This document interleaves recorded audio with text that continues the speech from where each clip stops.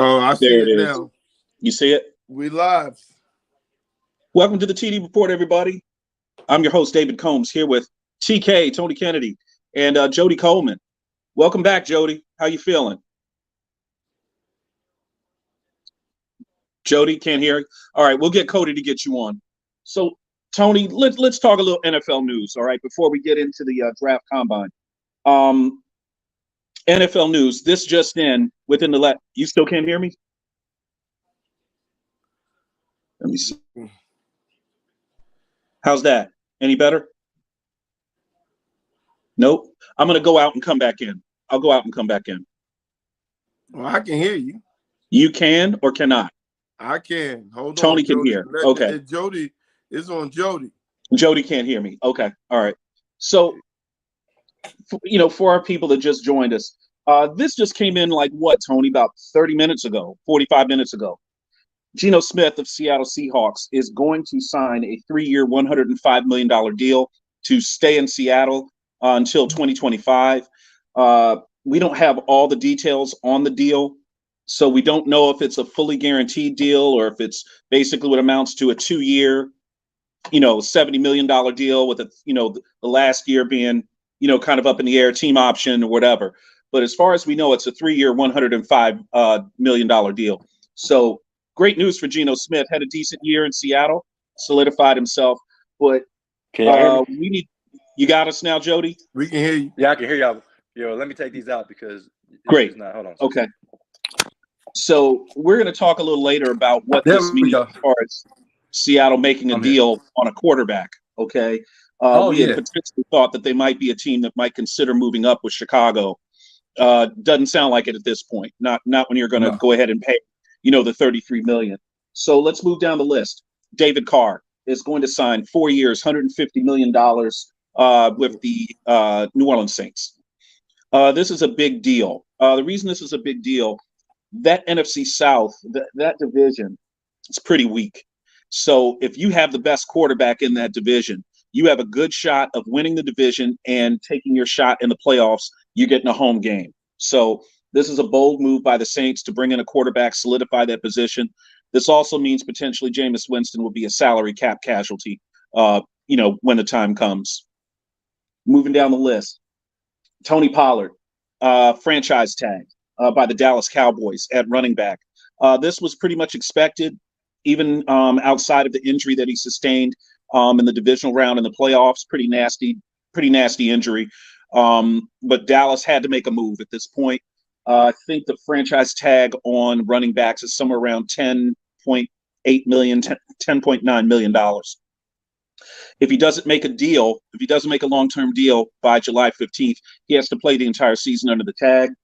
The $10.9 million immediately goes against Dallas's cap. I'm going to move on to the next one here. Calvin Ridley, reinstated by the NFL. He was out for a season for a gambling violation. I'm sure he wishes he didn't do it, but the NFL was serious about it. They dinged him for an entire year. He is now active and can play for the Jacksonville Jaguars at wide receiver. That's a big deal for Jacksonville.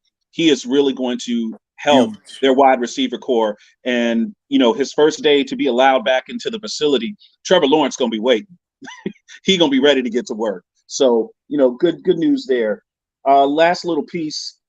Let's talk about what happened with Baltimore today. Baltimore GM Eric DeCosta took a flight down to Florida, met with Lamar Jackson today. No deal. So there's a potential that possible franchise tag should be coming tomorrow. I think the teams have until what tomorrow, guys? 4 p.m.? 4 o'clock. 4 p.m. So for DeCosta to get on a flight and go down there and try to work something out, I see Jody rolling his eyes. We're about to have a Jody eruption. They're not going to do this. Baltimore is going to franchise him. He's got to go on the non-exclusive to see if they can get another team to give up the 2 first-rounders as compensation. Tough situation here. This is where I'm going to bring you guys in.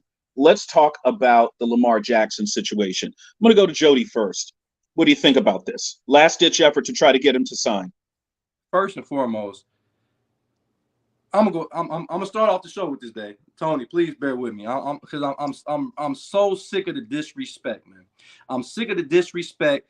This man, John Harbaugh wouldn't even have a job right now if Lamar Jackson was not drafted. He saved not only his job, but a franchise from being below mediocrity because of how the insurgence of the Browns, the insurgence of the Bengals, and the consistency of the Pittsburgh Steelers, not to mention any other team in the AFC. He made them relevant. This dude's resume reads out as such. He's been the lead MVP. He has 2 1,000-yard rushing seasons that have never been done by any quarterback in NFL history. He has more 1,000-yard rushing games in NFL history, and he's only in his 5th year. And the last 2 years, he missed the bottom half of those years. They had an opportunity to sign him at year 3. Guess who got signed at year 3? They signed Josh Allen at year 3. And Josh Allen struggled at year 3. If he didn't get Coach Dabo, he didn't get Stephon Diggs, he struggled. And I'm not bringing anybody else into this. It's strictly about the disrespect to Lamar Jackson. Everybody keeps saying, well, his mother is his agent. If Tom Brady was represented by a Caterpillar, he still would have been signed for whatever he asked for because they believed in him. Why is it that, and I'm going to go ahead and say it on the TD report now, and it's not about race, but why is it that African-American quarterbacks struggle with getting deals? Why is it that you don't see the Peyton Mannings of the world, the Drew Breeses of the world? You didn't see Tom Brady. You didn't see Matthew Stafford. Guys that don't even have a resume. Russell Wilson got a deal. Hold on. Russell Wilson. Russell Wilson committed highway robbery. But look at what Russell Wilson had. Look at his resume for what he did. He had to win a Super Bowl, be a 9-time Pro Bowler. It wasn't like they gave it to him because he just basically was out there. He didn't do what Derek Carr did, never win a playoff game. He ain't Kirk Cousins when he got 1 playoff win in 11 years. Lamar Jackson has won an MVP. Name some quarterbacks in the league that have MVPs. And then once you name those guys, tell me who don't have a deal. I'll wait. So when the guy is that important, they scored 17 points, was the most points they had with Lamar Jackson out of the lineup. You go draft receivers that don't even mesh well with Lamar Jackson. You don't even really go get him a premier running back. You go get a running back because you know how good he is. He's going to make the running backs better because of how the read option. He's going to make them better. So all I'm saying is this. You should have paid that man because I love Deshaun Watson in Cleveland. But at this point in time, he means more to Baltimore than Deshaun Watson meant to Cleveland. So if they were going to put that money on the table, I would have paid him whatever he wanted because if they don't and they go with Huntley, go ahead and get ready for next year's draft because they're going to be at the bottom of it. Okay. So as we move into the NFL rumors, okay, let's talk about the hottest one out there. Possibility of Aaron Rodgers to the Jets. Now, that's basically impacted by that Derek Carr deal signing with the Saints. It would have been a lot easier for the Jets to get Derek Carr in there. Aaron Rodgers, not just with his age, but just his cantankerous nature, always looking to retire, or he's not sure, he's up in the air. For a team like the Jets, who feel like if their quarterback situation was at least solidified, they should have made the playoffs last year. They had a decent defense, pretty good defense. They have a good young wide receiver. They need a quarterback, but I think what's more important here with the Jets, they need a leader. And I don't know if Aaron Rodgers is the right leader to plug into that situation. What do you think, Tony? Well, look, the Jets defense, they're built now because of the young rookies, the wide receiver and the running back. Is Aaron Rodgers the perfect person? You can't be wishy-washy in New York. Not with that media. Not with that. That is a different animal. See, he's been in Green Bay playing with his inner self and in the darkness and all that other stuff. You ain't going to have all that in New York, dog. No. They don't want to hear about you going to some retreat and playing with your inner self. That doesn't happen in New York. That ain't sound right. So all that stuff, the views expressed by Tony Kennedy are not endorsed by the. All that stuff is gone. Okay, so if he's going to come to New York, He gonna have that thick skin to be up in there because that is an animal. Now, I will say, if he gets there, and if Tua's healthy, and the way New England is built, if they get that running back, I'm gonna give y'all something that y'all ain't gonna want to hear. I got Buffalo finishing last place in that division. No way. I said it. No way. Not gonna happen. That's a bold statement, but you be right a lot, so I'm not gonna go too far from that. Hey, dog, y'all broke down the team. Y'all told me their window was closing. It is, but they should be better than they should be better. We don't know what's up with Von Miller. We don't know what's up with Von Miller. They ain't got no running game. They've been figured out on the passing game. I mean, dude, and everybody in division's getting better. You know, New England keeps the defense. Miami's defense is good. The Jets' defense is top. So what we talking about here, folks? Well, let's talk about this. No Von Miller, right? Von Miller's gone. The Chiefs, Frank Clark, defensive end, not able to make a deal in Kansas City. 29 years old. He's the third leading postseason sack leader in NFL history. There's a plug-in right there. His services will be wanted by contending teams. If you're the Buffalo Bills, you've lost Von Miller, you might consider making that type of deal to kind of continue to buttress your defense. What do you think, Jody? You know what, Dave? Back to the Aaron Rodgers thing. Can I ask you guys a question? I need y'all to answer this for me. What year will Garrett Wilson be in next year? Second year. Second year, okay. And that's the premier receiver on that team, right? What's the other kid they got in the slot that they got from Mississippi a year ago? Elijah Moore. What year is he in? Second or third year. Okay. So what will be different? Matter of fact, what year would they running back Hall be in? And Dave, didn't he go to your school? No, he went to Iowa State. He went to Iowa State. So it'd be year 2, right? So what will be the difference if he complained about the youth in Green Bay? What will be the difference with the Jets? Exactly. My point is frustrated over there with the youth movement that you have in Green Bay. You're gonna have the same youth with New York. So what will be the difference? Come on, guys. And like Tony alluded to, that media is unforgiving. So you ain't gonna be able to go in there and pull the wool over their eyes. No disrespect to the Milwaukee media. Because they do. I know some guys there. Gary, I met him at the Senior Bowl. He does great work. He's been covering them for 30 years. But come on, guys. He gonna have this, and their defense is about equal. Because Green Bay defense is not bad. No, they got some studs on their defense. And they have an easier division to compete with than he would have if he go up to that AFC East, like Tony said. Miami ain't going nowhere. Buffalo ain't going nowhere, and New England ain't going nowhere. So he would go to that division, and then he has to go. Guess what he would have to do at the age of almost 40? Reintroduce himself to the young wide receivers. So look at it this way. I don't think he's the right fit for the Jets, mainly because of leadership. He's not going to want to be the guy that's like, I'm going to work with these young receivers. I'm going to get this offense kind of coordinated, get us going. He's not that type of guy. And honestly, I don't think I didn't want to say the S word, but he is very selfish. He's selfish. He's the worst thing for a locker room with young, impressionable talent.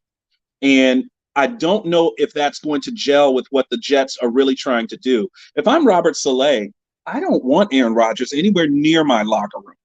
I want a solid locker room guy. I want a guy that everyone in the locker room, let's be honest, I want everybody in the locker room that respects the guy.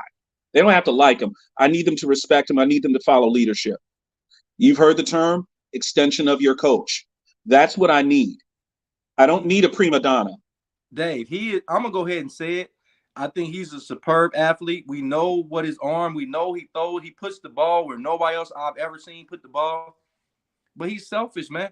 So he went on this 2-week retreat in all the dark when he should have been, you know what? I make $50 million a year. Let me get all my receivers and put them on a plane. Let's go to the Bahamas and let's work this out. Let's learn each other. But you want to go off somewhere by yourself. You've been playing the prima donna for the last 4 seasons since y'all got Jordan Love.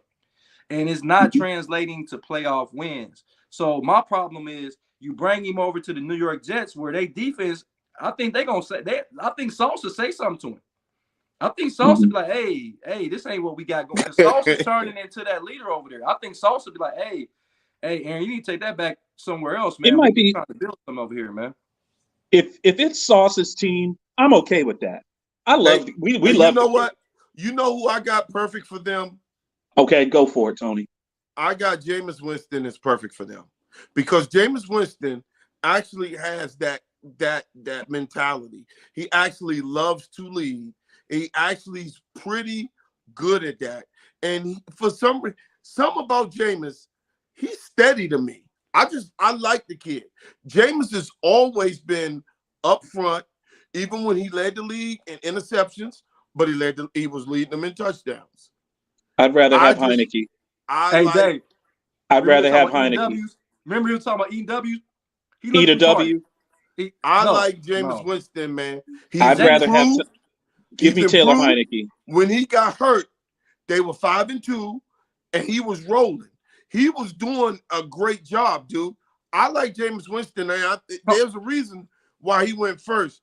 And I think in that Jets locker room, I think he's young enough to where he can relate to what Jody said. Is Sauce and them's going to come at him. And Jameis has thick skin. Because when he has to when you threw that many interceptions. You have to have thick skin to keep coming back out. But one thing Jameis is going to do, Jameis is going to push that ball down the field. He will do that. That's one thing he's going to do. He'll put the ball up. That's for sure. Hold on. So you telling me a guy in Jameis Winston that couldn't beat out Andy Dalton for the starting job? Wait a minute, Jody, stop. That guy? Stop, Jody. He talking about he couldn't beat out Andy Dalton. That coach is on the lovely. You know damn well he better than some damn Andy Dalton. We know he is, but let's make no mistake. This guy, when you said he was 5-2, that was under who? Who was the head coach at the time when he was 5-2? Sean Payton was the coach when he was 5-2. Was that Sean Payton's last year? Yeah. Was last year Sean? No. That was no. This was a new coach. There was a new coach this year. Right. New coach this year. The year you were talking about when they were 5-2, it was Sean Payton was the coach. It was Sean Payton. Yeah, and they were 5-2 and he got hurt and he ain't been back since. He did. He hasn't been right. He came back.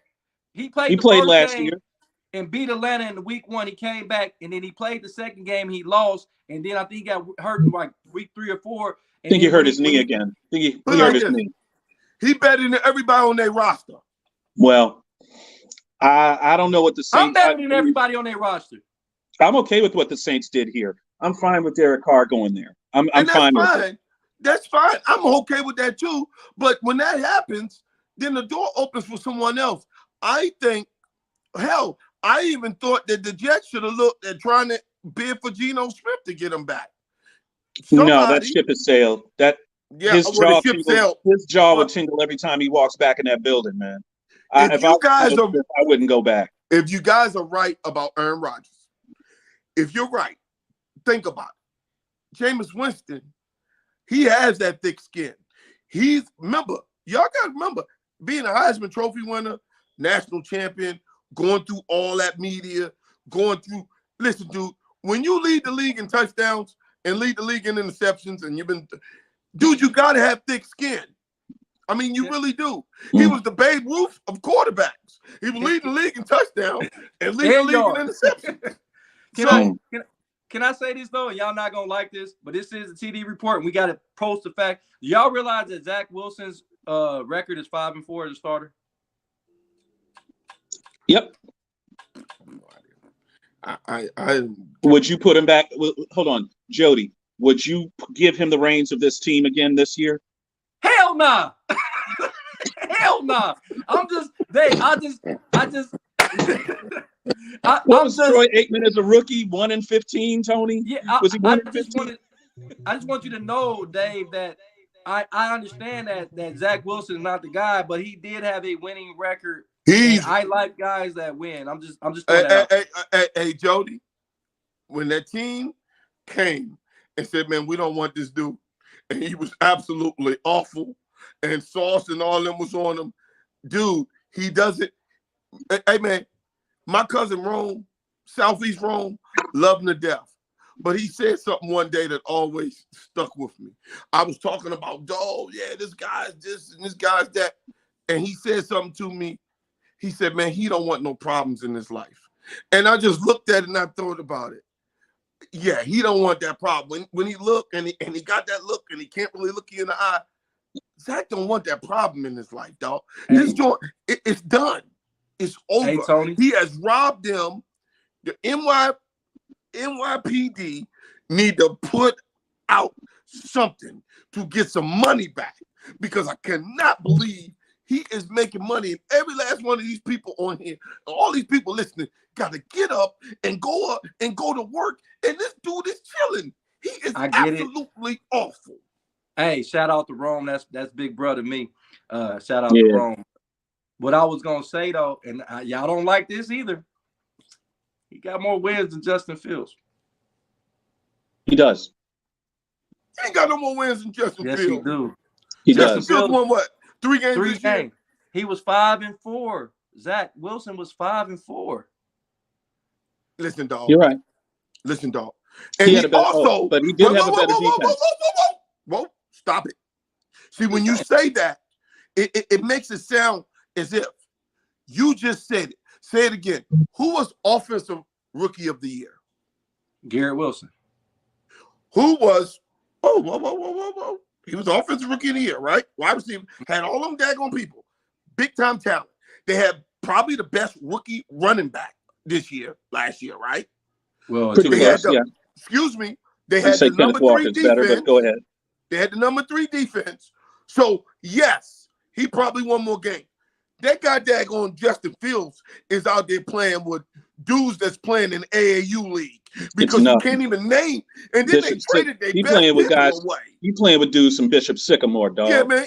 Yeah, exactly. All I'm saying is the facts are the fact, and trust and believe. I believe Justin Fields is a better quarterback than Zach Wilson. I'm not. Oh, I know he is. All I'm doing is making sure that anybody's watching us or fans of us that we're going to give y'all facts. We can't give y'all hyperbole. I got to give y'all the facts. I don't like Zach Wilson personally. I mean, I don't like him as a quarterback. No, I like him personally. He's good. Personally, he might be a great guy. But great guy. Listen, like you told me, there's no athlete that's above criticism. And Zach Wilson did not show the leadership necessary to lead a team, especially a young team. And I think Justin Fields had exhibit that he can do it. But I'm just putting it out there. He does have a winning record as a starter. Justin Fields, I know he's out there playing with guys that should be in Pop Warner leagues, and they traded their 2 top defensive players away. You traded away Roquan Smith, who was on pace to be an All-Pro, and you traded away Robert Quinn, who just last year had 19 sacks. And then Eddie Goldman left. Eddie Goldman. And then you get rid of Allen Robertson. You didn't find a way to get Allen Robertson the ball the year prior. And now you stuck with Darnell Mooney. And Darnell Mooney is doing the best he can do. And Darnell Mooney could be a stud in this league, but he cannot carry the load at wide receiver. And then the offensive line is depleted. So I understand what Justin Fields is up against. But guess what? At the end of the day, Zach Wilson had 5 wins and 4 losses, whether you like it or not. So you're right. Let's talk about the next item on the list in the NFL rumor category. Tennessee Titans, shopping Derrick Henry. The identity of the Tennessee Titans for the last 4 years has been Derrick Henry, one of the league's best rushers, one of the biggest guys out there. He is a throwback player. If Derrick Henry was born and played football in the late 1970s into the 1980s, he played for the Giants, he played for the Eagles, and he would pound the ball 35, 45 times a game. Played for the Redskins. He's the quintessential old school back. Tennessee potentially cutting bait here. Their window is closed as far as Super Bowls. Their window is closed. They have to retool. I think shopping Derrick Henry is a smart move there for Tennessee. Nobody. I'm gonna be honest with you, Dave. There's no place on any team for Derrick Henry besides the Tennessee Titans. Nobody's offense is really, maybe Baltimore, but nobody is really fit to have a Derrick Henry on their team. And once again, Derrick Henry is about to go into like his 8th season at running back, and the pounding he has taken. He's not a good receiver out of the backfield. The way that the NFL is changing, if he doesn't land at a place that runs the ball with an I formation, maybe with a fullback in front of him, I think he's going to struggle. I know that Tony was alluding to Arizona. I don't like that, the way they open up that offense. I don't think it's a good mesh. If you're going to, because Derrick Henry he only have a few years left. If he doesn't play for Tennessee, I don't really know another landing spot for him. Well, you guys, when we were on there arguing back and forth, you guys said Arizona. I did. I was thinking. Cody did, and I did. Yeah, these two said. I was thinking more of a San Diego because they need somebody who can work it. Now, I saw how San Diego lost that game. They didn't have someone to get and work it. And so, I mean, that was my thinking. I mean, what Jody is saying is right because he's a back that I look at and say, okay, can we run the counter trade? Can we run the, we got the fullback in, can we dive? Can we run a stretch? Can we run a stretch? Yeah, stretch play. Can we run the stretch? I mean, I'm looking hard, but there's one team that I think that we're not looking at that they need them, and that's the Denver Broncos. I think the Denver Broncos will be perfect for him.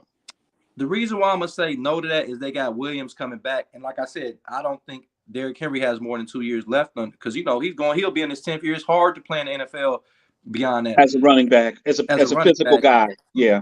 And then Derrick Henry on some real, man. He's like Dave said it perfectly. If this was the 80s, oh man, he'd be Earl Campbell.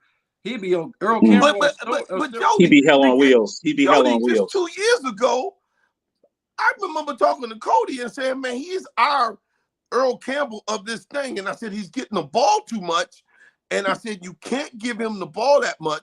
And a week later, boom, he was injured. And I felt so damn bad because I felt like I talked that up. As soon as I said it, he got hurt and was gone all the way into the playoffs. Hey, Tony, what did the late, great Jerry Glanville say the NFL meant? Not for long. Thank you. Listen, if I'm trying to acquire Derrick Henry, I'm not giving up anything better than a 3rd or 4th round pick for him. Hell, I mean, you know what? I got one better. I swap somebody that I know we need to get off our books to put him on the books. There we go. That's even better. Think about it. Everyone thinks. Go ahead. I'm sorry. Everyone thinks you can. I'm sorry. Go ahead, Jody. My bad. Go ahead. No, all I was gonna say is anybody that's a contender. I think the LA Charger move would be the best for a potential contender, but I don't see anywhere else that he can land at with a contender that's willing to give up something that look like they're a piece away because running backs are normally not the piece that you're missing that's getting you to the Super Bowl. Not in today's game. Not a high ticket item. Not as a high ticket item. You're better off going for an edge rusher, a shutdown type of corner, maybe even a safety, a ball hawking safety. You might do that. But yeah, I see what you're saying. Jody, as we move down the list of the NFL rumor list, looking at the Chiefs, Frank Clark, not making a deal in Kansas City to stay there. 2 Super Bowl rings, lots of postseason sacks. He's 3rd leading all-time sack guy in the postseason. The Chiefs have basically said to him, hey, listen, this is the number we want to be at. And if you want to be above that number, you're not going to be playing football here. But he is a pass rusher. He's a DN. So there's a market. What do you think about his market? 29 years old. He's still under 30. Still got some years left. I got 2 teams that this is what I'm predicting he'll go to. One of them is the Cleveland Browns. Okay. The Cleveland Browns have been looking, and Deshaun Watson had made it very clear that he's willing to restructure his deal to get veteran guys in there so he can win. So I don't think they're going to bring back Jadeveon Clowney. And we alluded to on the show that Myles Garrett is probably 80% of the sacks that Cleveland gets is from Myles Garrett. They need another guy. They need another guy. That changes the team. Yeah, you need a guy that can get 8 or 9 sacks. I think Frank Clark can do that for about 1 or 2 seasons. I can see Cleveland, but the one I really in my heart feel like he's going to end up at, he's going to be a Philadelphia Eagle. Shit. If the Eagles make that deal, that's amazing. Didn't Frank Clark disrupt the game for the Eagles? So why not? If you can't beat them, join them. So you go grab. How about this? What about my possibility of the Bills? Bills is a good look, but they They'll still got spend the Von money. Miller's You contract. know they'll spend the money. But Von Miller's contract is still on the books. Good point. He signed a 6-year, $150 million deal. 6 years, $150 million. That's still on the book. He's only 1 year into that. Where's Frank Clark from? Where did he play? I believe he went to Michigan. He went to Michigan. So he went to Michigan, and is he from Michigan? I want to say he's from Detroit, but don't quote me. Okay, so you think it's Detroit, Tony? You think it's start Detroit? looking at that. No. Detroit's not far from Cleveland. They got 2 studs. They got 2 studs. I mean, you start looking at some of these guys as they get old, they don't want the Super Bowl. They want to go kind of, if you kind of want to go home. I mean, they've been out there. They done it. I mean, you know, you got to look at to see those things start to come in play too. Okay, so can he go home? How about Dallas? Dallas? Or I got one for you. Would he go play for somebody like DeMeco Ryans and go help the Texans build that franchise? No. Not money. after winning, Tony. Not after winning 2 Super Bowls. You're not going into a reclamation project. You're just not going to do that. Now, Tony made a good point about him already having 2 Super Bowls, so he already been there and done that. So if he did decide to go to Houston or Chicago, who has a ton of money to throw at him, maybe he's looking for his retirement. He may be looking for that retirement money. He knows this is probably his last contract he's going to get, because edge rushers, when they get to 28, 29, and 30, that's when they start to slow down. So if I'm Frank Clark, he's going to probably, if he goes to a contender, he'll probably be a situational pass rusher if he goes to Philly. And they're not paying him. And they're not going to pay him like Houston or like Chicago. You know, Chicago has the most money in free agency. So I can see him going to those teams, especially if Chicago doesn't trade that 1st-round pick. And like I said, listen, seeing Will Anderson Jr. in person, that guy he's everything advertised. I'm telling you guys. Listen to what I'm saying. If anybody say that he's all the hype he deserves it, Dave, this guy is a specimen. He rated, and before we ain't getting this, that's part of the show, but he rated the #1 player at the combine with a 99 overall rating. I'm just gonna leave it right there. So if he goes and get Will Anderson Jr., put Frank Clark on the other side, you already automatically Chicago becomes competitive immediately. Okay. Well, that's a great segue, Jody, because we're going to be doing this combine overview. You know, the combine was just this weekend. We had our very own Jody Coleman there. Excellent job, Jody, giving us updates, seeing these guys. And listen, this isn't to toot our own horn. We ain't big time, but we had a guy at the combine, though.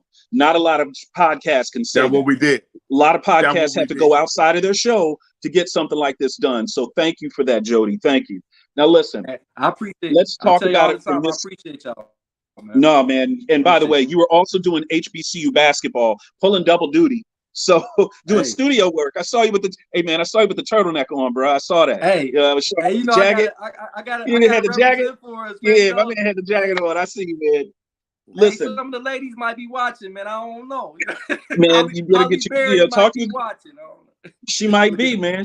She's a Cleveland gal, you know.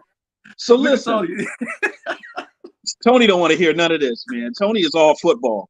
Listen, combine overview, okay?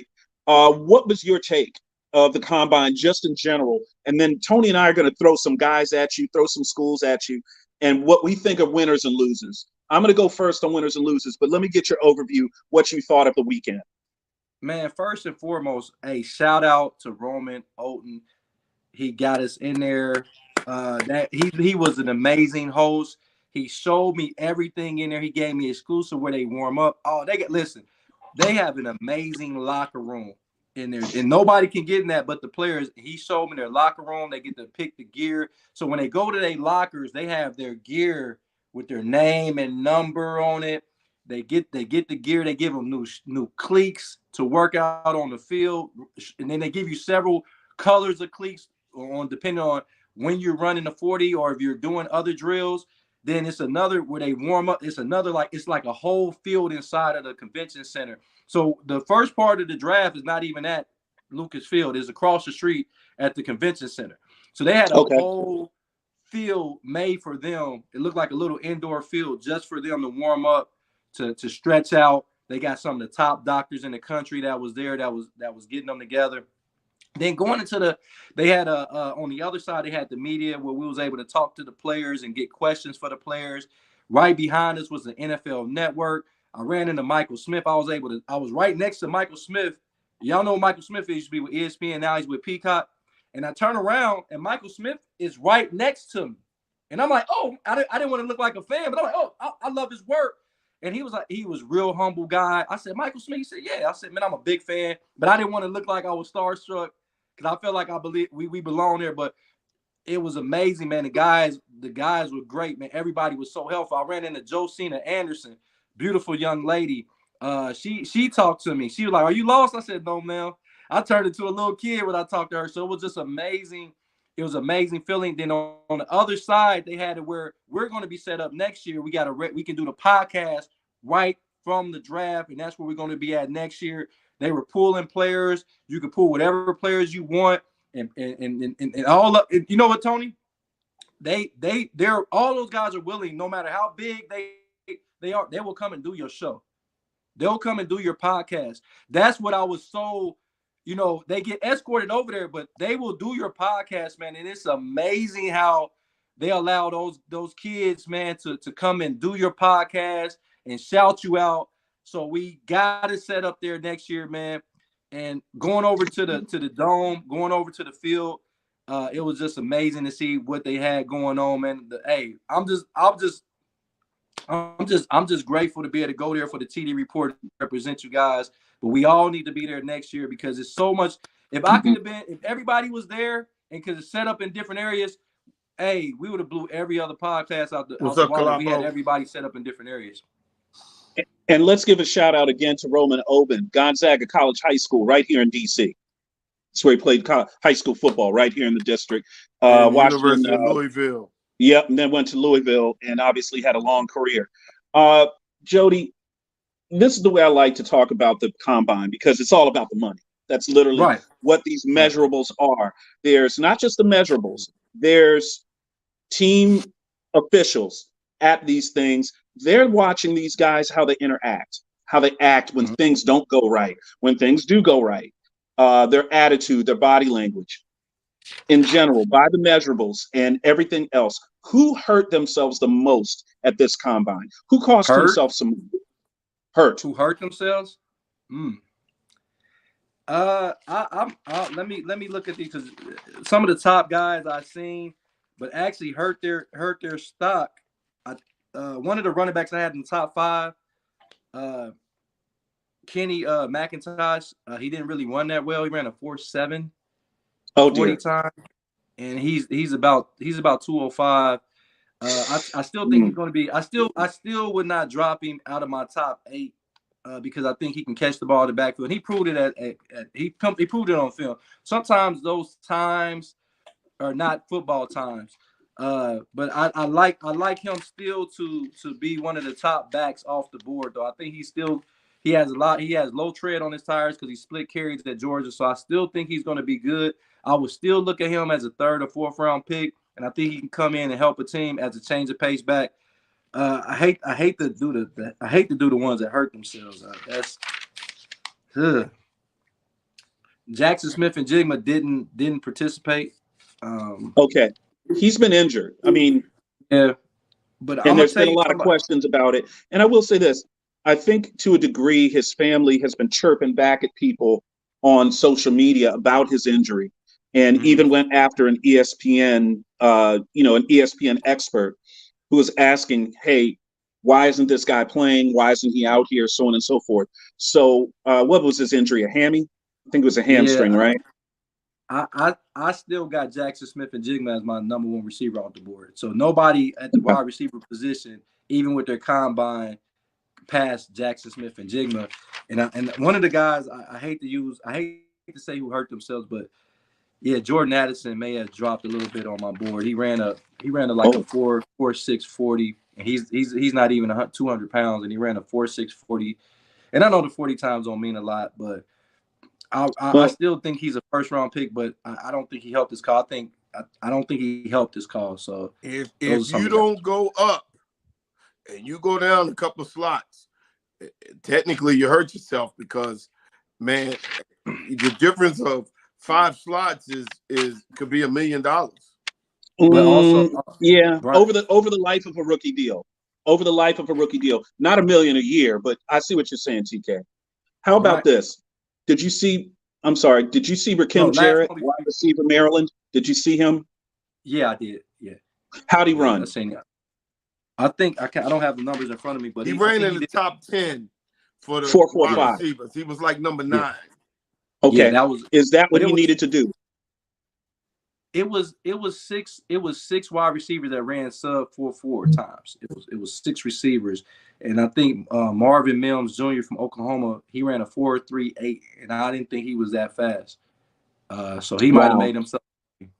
But I want one more person that I think hurt themselves, and I meant to bring that up, is Brian Branch, the safety from Alabama. He didn't really run well.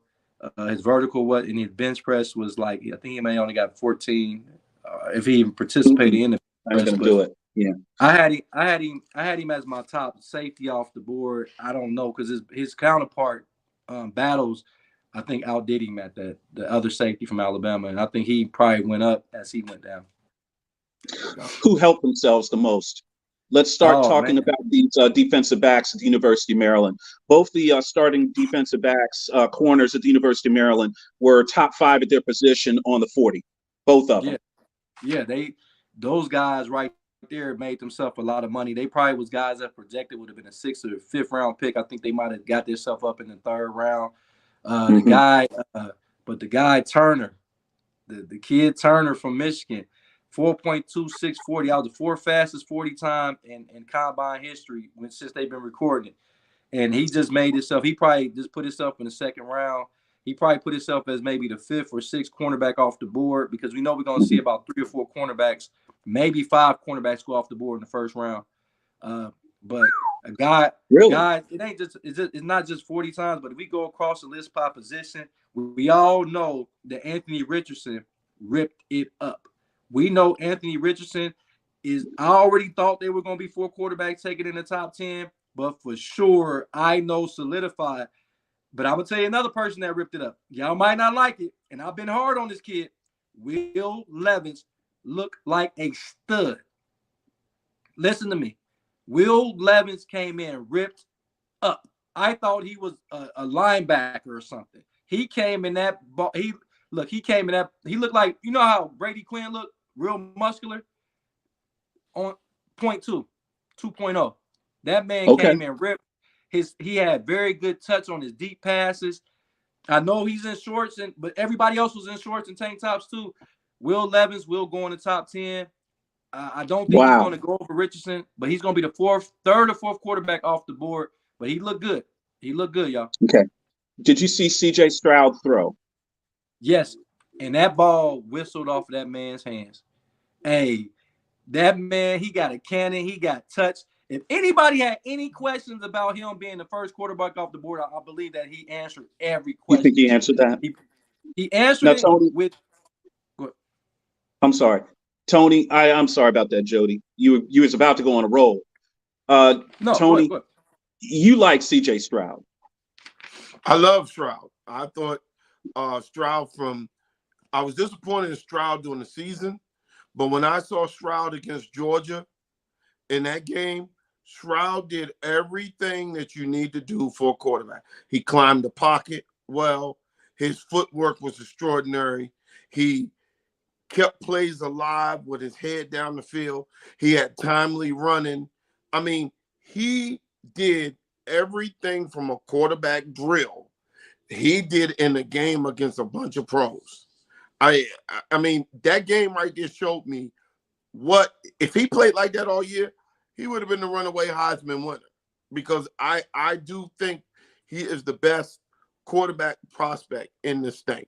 Now, after listening to people talk about Richardson, and after watching them with Dev on the phone and seeing Dev said, look at his footwork. Look at his footwork on the out. Did he step over his left foot? Did he do this? Did he do that? Dev was looking up top, looking at the bottom. I'm looking at top. And that guy, Richardson, has been working with someone really, really good. Because Richardson, what Dev said, his anticipation. So that 6 route that he was throwing inside, anticipation. He was putting that thing on the money. The out routes, he had 1 or 2 bad ones. But that 6 route that he was throwing, the little fade route, and then the deep thing, 65 yards in the air, every pass was on the money. So it wasn't 60, Tony. That was a legit 70 yards in the air. That wasn't 65. So he let that ball go. I looked it up. I saw it. He let the ball go at the 10, and the kid had to stretch out at the 30 to make that catch. It was perfectly thrown. So for everyone who thinks, oh, well, he's a pro. No, he really is not a project to me. He get good coaching. I think Richardson is going to be just fine because you can't be 6'4.5", 245, run a 4.4, 340, and has an arm like that. Now we talking about coaching, folks. What do y'all think? Oh, man, what he did in Florida. But I can name you Baker Mayfield and Johnny Manziel and all of them. They killed it in college. What those numbers got to do with now going into the pros? Those numbers Jody, don't carry over. That means crap. You were at field level. Absolutely nothing. You were at field level, so you saw him. How big is this kid? Man, listen. He is just as big as Cam Newton. Oh, wow. So not 6'6", but listen. If him and Cam Newton stood next to each other, you were wondering, are they playing defensive end? He looks like a legit defensive end. That man, and he came in phenomenal shape, guys. He looked like he went on some type of diet. Because if you look at him during the season, he kind of looked a little like heavy. Look a little heavy. Know. Whoever are these guys, nutritionists, shout out to him because Anthony Richardson, it wasn't a guy that I seen came into the combine that didn't look like their nutritionists did their job. That's one thing I will say about all those guys. Those guys came in ripped. They looked like they were healthy. I didn't see anybody that wasn't healthy that participated in this. Even though Bryce Young didn't throw, Bryce Young looked like he picked up about 8 to 10 pounds. He looked real solid because these guys are taking it serious. Good, I like it. That's a business. He had to answer so many ridiculous questions. Now, let me tell y'all something too. They ask ridiculous questions, Tony. They act, and I look over like, did you really just ask that kid that? Because you don't. It's like certain people they ask certain questions to certain people, and that's our goal is to change the narrative. Because some of these questions, Tony, you like, did you just ask that kid that? You really just asked that kid that, but you didn't ask that kid that was at the other podium the same question. Well, what type of questions are you talking about, Jody? Do you love football? First, they ask these kids, do they love football? Or like they asked one like, what was the one about the parents? Like they asked about their parents, like, you know, like one of the guys, and I'm gonna say it, they asked one of the guys like, your mom, was that the person that helped you? And I'm looking like, so you're not even gonna mention that this kid has a dad? You just gonna go straight to the mom? You didn't say parents. It's like certain questions look like they were critiqued for certain people, and I don't want to put because I just heard them and it kind of blew my mind when I heard them. But that's actually Roman is the person that dictates when these questions are being asked, and he go ask these guys. So I met some guys backstage where he had to go up to him and ask them, was the questions culturally biased? Did they ask you proper questions? What questions? Like, that's his job, is to make sure these questions are fair questions. That's his job. But Dave, can you hear us? So yeah, I got you. Sorry about that. So Jody, I'm glad you said that, because anyone who's listening to us, our goal here is to change that narrative. That narrative, you just don't go and, you know my narrative that I hated the most. When you see a black quarterback, you automatically assume they're supposed to change positions. They're supposed to switch. Ask them, can you play tight end? Can you play running? No, we're going to stop that narrative. And this was our first thing to stop that type of garbage, that Bush League junk that you're doing. No, how about you ask that person, what did they do? What kind of things did you have to go through to get to this position to be able to be considered to be playing quarterback at this level? Those are legitimate questions rather than, oh, if this don't work, are you going to play tight end or you going to play running back? What I do like is the way that Jalen Carter handled the media, because he was, we all know about his being arrested. All of a sudden, they could have arrested him before the combine, but they wanted to wait till the day of. I think that's garbage, and that's garbage. That's real garbage. But he came, and what I loved about the kid is he went and he faced the media, because he could have easily just said, you know what, I'm not coming to the combine. But he came and he faced the music I think that right there, in my opinion, that's Bush League, Jody. But I think, in my opinion, the way he dealt with the media, I believe that's what's going to keep him where he is in the draft. And if anybody don't draft that kid because of what happened, like, come on, guys. It's, I don't want to bring up anybody else's off the field things, but I mean, he is a 21, 22-year-old kid, but he could have easily had said, you know what, I'm not coming to the combine, watch my tape, figure it out if I'm good enough for you to draft. And he said, no, I'm going to come and I'm going to face it. I know these reporters going to hit me. I know these GMs going to hit me. I know these coaches going to hit me with all these questions, but he came and he withstood it. And that right there showed character to me. Okay. A lot has been made, as you guys mentioned, of Jalen Carter and the potential reckless driving / drag racing, allegations against him. From my standpoint, and by the way, there was a death involved. Somebody was killed. Wait a minute. Was it 2 people that were killed? One person was killed. 2 people. 2 people were killed. One of them was a staffer at the University of Alabama. Is that right? So, I mean, was it Georgia? Yeah, Georgia. Sorry about that. So the legal system's going to do what it's going to do. They're going to do what it's going to do. The timing, as Tony mentioned, the timing of when he had to bond out or pay for his bail so he could be free, pending trial. The timing on that was awful, but hopefully he's got a good agent and good management. This is not just an agent issue. This is day-to-day management, things that he should and should not be doing right now. Hopefully the right people are in his ear talking to him about it, as far as, hey, man, I want to go to the Bahamas and do this and ride mopeds and do all that. Can't do that right now. You need to look as if you are serious about facing these charges. You need to look as if you're serious about getting the business portion taken care of so that you can even play football, right? Do I think he's going to go to jail? Probably not. But he's an NFL football player now. He is representing the Shield. These are things that he's going to have to do in order to pass through that. Also, these guys are just... Go ahead. I'm sorry. I am fearful that when he gets drafted, that they suspend him. That's what I am fearful of. Because whatever allocation comes down is going to be after he's drafted. So I'm fearful that he might get suspended 4 games or something like that. That's what I am fearful of. You know what, Jody, and I agree with you. If that's what happens, then so be it. You take your punishment, clean this up, put it behind you.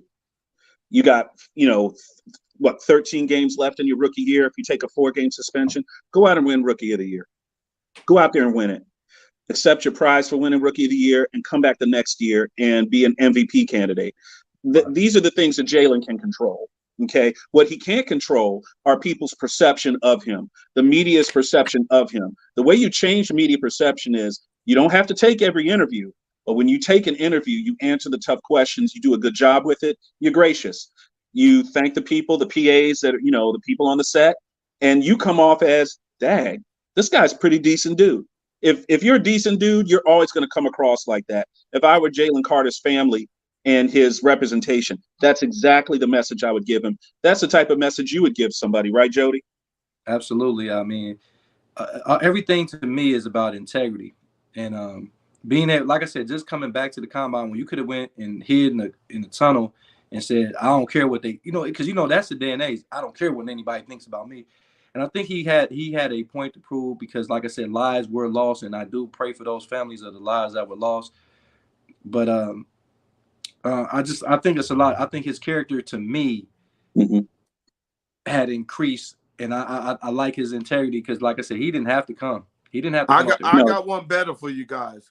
Wherever he goes, whatever team drafted him, I think his team should go into those high schools, those local community college, or those kids who are his age, and they should start some kind of campaign against this type of stuff and say, look, I lost a buddy in this. I want to get out and speak to you guys and say, look, I did something stupid.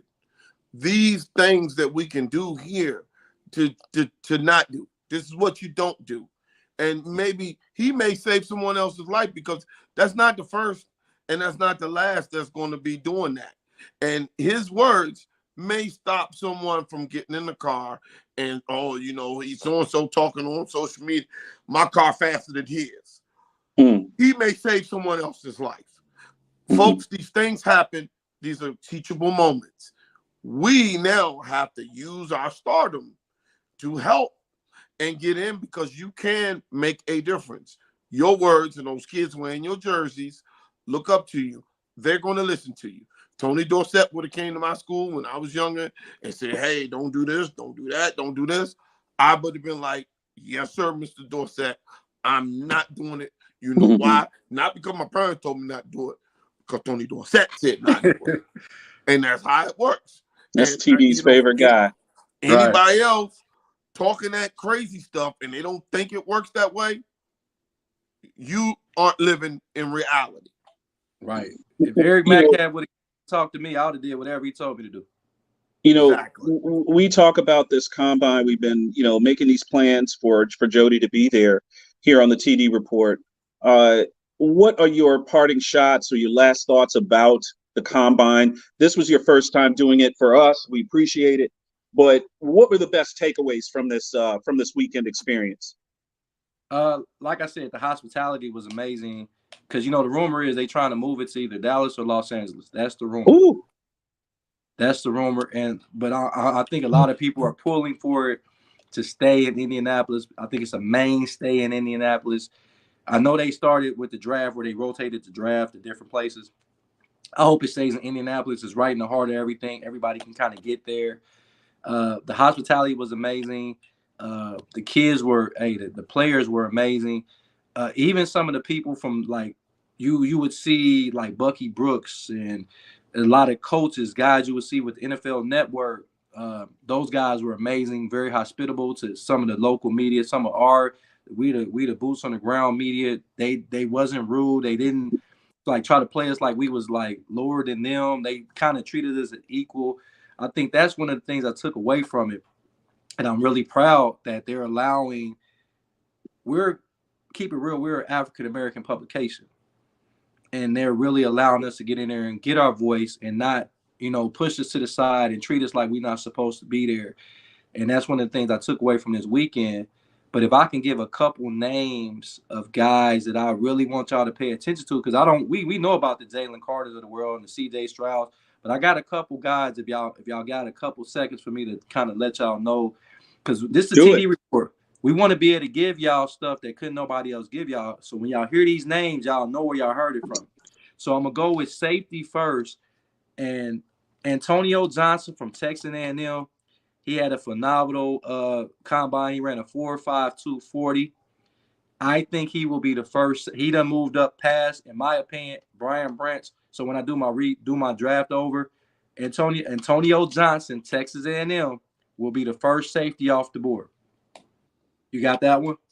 Got it. Second one, I got a couple cornerbacks. So we already know about the top three cornerbacks and Joey Porter Jr. We know about Witherspoon, and we know about Gonzalez. We know about the two guys, Banks and Bennett, that ran sub 4.3 times. I think one was a 4.35, I believe. Other one was like a 4.36. There, we know they. But these are the guys I want y'all to pay attention to at the cornerback position outside of the top guys. Emmanuel Forbes from Mississippi State. He's a long 6'1", 6'2" kid. He ran a 4.35 40. Look at him for his stock to definitely go up.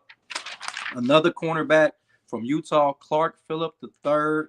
This kid had the most reps. I think he ended up having 19 bench press reps, which was the most of any defensive back. I mean, any cornerback on the board. That's another guy. Not to mention Rango. We know about Rango. He ran a 4.36, so I think he did really well. Keely Rango. Yeah, Rango. He had a great combine. Like I said, Will Anderson Jr. was everything advertised. He rated as the highest player at the combine at the 99. He rated number one. How did he lift? How did he do on bench? He didn't lift. He didn't have to. Okay, then don't worry about it. Then he just probably didn't have to. They knew what this kid. Hey, when I say he looked like Von Miller, he looks like Von Miller. Oh wow! But we all know about Nolan Smith. We know what that guy did. I mean, Tony was giving about this guy. Tony was like, man, that 4.39. I got him comparable to Michael Parsons. I might be jumping the gun. No, because we don't know how he rushed the passer because he's all fast twitch. He's all fast twitch, man. That guy is amazing. But I want to throw some guys out here that y'all may didn't know about. And it's a kid he played the middle, kind of like the middle linebacker, the weak side linebacker. His name is Owen Papos. I think that's how you. This kid ran a 4.39 40 as well. Auburn. He's 235 pounds. Mm-hmm. He bench pressed 29 reps. He made himself some money, but nobody's talking about that kid. But we're going to talk about that kid because he ran a 4.39 40 in 29 reps. How much does he weigh? 235 pounds. Strong as an ox. The other guy that played the middle linebacker / weak side was Trent Simpson. I believe somebody on Tony's page that mentioned him out of Clemson. He weighed in at 235 pounds as well. He was 6'2". His hands was 10.14. He had, I think, the second biggest hands at the combine. His hands. What is he, a grizzly bear? Good. His hands are bigger than any quarterback or wide receiver's hands at the combine. Okay. Not only that, he ran a 4.52 40, and he ran he had 25 reps on the bench. So that's another guy. Strong. Listen, that's another guy we need to pay attention to. And then on the D line, like I said, we all know about Jalen Carter, but a guy that we need, Mays Smith from Michigan. Okay. That guy is going. I think he just moved into my first round. He had 34 bench press reps. 34. He's a tackle. He's a tackle, right? D tackle. He's a D tackle. What about the kid from Northwestern that we saw run the 40? Which one? You talking about the big kid? The one that's 280 that moves like he's 240. No, that kid is from Pitt. He's from Pitt. He's from Pitt? Okay. Yeah, he ran a 4.67. He's 281 pounds. He ran a 4.67 at 281 pounds. He made himself some money. He definitely is one of the guys, but does that translate into football? Because he had a subpar year at Pitt last year. It may be because he played for Pitt, but and then on last but not least, on the offensive side of the ball, let's pay attention to Michael Wilson out of Stanford, the wide receiver. This kid, he's about 6'3". He ran a 4.5 40, but he bench pressed 23 reps at wide receiver. He was he had the most reps of any wide receiver at the combine. And then a kid named Trey Palmer from Nebraska ran a 4.33 40, which was the fastest 40 time of any wide receiver at the combine. Those are some names I want to pay attention to as we get closer and closer to the NFL draft. Hey, that was an excellent report, man. You were busy. I think you went through a bunch of notebooks in there, man. You had like 2 going there, right? Man, I got notebooks. I got another notebook upstairs. Like y'all trust in me to make sure y'all get the accurate information, and I'm not gonna let you guys down. So I'm gonna make sure I appreciate you, man. I'm gonna make sure these are the things we're gonna be talking about, coming up on the next episode of the TD Report. One thing I did want to say before I sign off, I've been pretty silent on the John Morant situation in the NBA. I'm going to have something for you guys on Thursday on that. We have to talk about it at least 5 to 10 good minutes because there's been a development. He's going to be suspended. The suspension was supposed to be a 3-gamer. Now the team has said that it's indefinite, and there's potential that either the NBA or one of the local jurisdictions could be pressing charges. and then the NBA would then step in at that point. There's rumors that this could be a 50 gamer. Okay, this directly impacts the NBA playoffs because right now the Memphis Grizzlies sit at the number 2 seed in the Western Conference, and if that's what happens, that's going to be a shame. But I want us to talk about that on Thursday. There's a lot to be learned here. There are teachable lessons here we can talk about, but it's unfortunate. Ja Morant is one of the most exciting players in the NBA and in all of sports. Very popular on social media. We here in the DC metro area are aware of what happened here with Gilbert Arenas when he brought guns into the Washington Wizards locker room. It swept the NBA, and it was a firestorm of issues that occurred around it. And then, of course, Javaris Crittenton, who was playing for the Washington Wizards at the time, was then sent out to the Los Angeles Lakers, and he wound up shooting a woman to death over a gold chain. This is somewhere where the NBA doesn't want to go again, okay? And this is something that Adam Silver is going to have to deal with. It's the elephant in the room. We can't talk about it today because we need about 30 minutes or 20 minutes to do it. But on Thursday, guys, we're definitely going to have to talk about it. And can we also make sure that hopefully this week, guys, we may have a website up and we're going to be doing articles and all kinds of stuff. Stick with us. Follow us on Spotify, Apple, YouTube, Facebook, IG. Make sure you follow us. Guys, please start putting out to your friends everything on getting everybody pushed to the website. So we can now get help to get to the draft, help to get to the Hall of Fame, Super Bowl. We're going to be putting in credentials here soon, so they're going to come to our website so we can go to the draft. All right, so all the stuff that we're doing, they're going to go look at our website. They're going to go see what you got, and they're going to try to credential us so we can get to the draft. That's what Let's talk about something positive before we go. Shout out to the Virginia Tech Lady Hokies. Won the ACC women's basketball tournament. First women's basketball tournament championship in school history. And as of today, because the ACC tournament in men's hasn't been contested yet, Virginia Tech is still the defending champions. So right now, as of today, Virginia Tech holds the women's and the men's basketball championships. So if the Hokies end up winning it again this year, which they won't, but if the Hokies end up winning it again this year, they would hold both the men's and the women's championship. The Hokie Slam, baby. That's what we call it. Let's give some more shout outs. Local basketball here. DC State Championships. Shout out to the Sidwell Friends Quakers and the Lady Quakers. They won the girls and the boys championships this year in basketball. That's our city championship, Jody. Yeah, can I give a shout out first? I got 2 things I'll say on parting gifts. Yeah, we talking about Virginia Tech. Hey, but the bubble gonna burst for UNC. The bubble gonna burst. They lost to Duke. That bubble gonna burst on UNC. Woo! But hey, local high school team or anybody watching, giving a shout out to Dayton Dunbar. They're 1 game away from the state. They got these twins, Antoine and Antonio. Those guys are amazing. My guy Tony, he's over there. He's coaching the team, man. They didn't want to give him the head coaching job. Tony Smith, he was an ex-player for Dunbar on their state teams. They didn't want to give him the job because he was so young, but he got the job. He has proven that he's supposed to be there.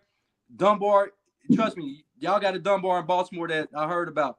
That Dunbar is similar to the Dunbar here in Dayton. They have won previously 6 state championships since 2000. Oh, they're a powerhouse. Yeah, they're a powerhouse. I used to get buckets on them at my high school, though. I ain't worried about it. I used to get buckets on them. But anyway, all right. The point of the matter is Dunbar is the team to beat. Once again, they lost the city title. They shared it with Meadowdale, but they're 1 game away from the state. They'll be playing in Cincinnati. They'll be playing in Cincinnati. Then next thing they will be in Columbus at the Value City Stadium where Ohio State plays at. Hey, big shout out to them. Big shout out to Tony Smith, man. He did his thing. They didn't think he was supposed to be the head coach. In the last 3 seasons, he's been the coach of the year 2 of the last 3 years. Got his team 1 game away from the state. Hey, big shout out, big bro. Congratulations to Coach Smith. Hey, everybody. Thanks for joining us on the TD Report. I'm your host, David Combs, here with Jody Coleman and Tony Kennedy. Jody, once again, Thanks for putting in that hard work this weekend at the Combine, man. You're a road warrior, buddy. Thank you. Thank you for No putting doubt. and, Great and, show, and, guys. And to say goodbye, this may be the last time we check off with Lamar Jackson of Raven. Stop it, Tony. Stop that. We'll talk to y'all next time, y'all. Tony's crazy. See, you gonna make Bill in the West state mad. of Maryland. See, this you may gonna be make the Bill last West. time See, that you Bill get West to gonna see get at Action you. Jackson. Bill West is gonna get at you from Ravens Roost. He gonna Hey, be man. mad. Hey, Bill West, man. Hey, We he love should've that guy. talked He's to gonna be mad. He should have talked to his peoples to All go right. get things together. That was I'ma his There's gonna fault. be Bill. no more crab cakes. He gonna Hey, be I down want in free crab Atlanta, cakes. baby. Hey, I appreciate you guys. Thanks a lot. See See y'all you guys Thursday. Peace. later.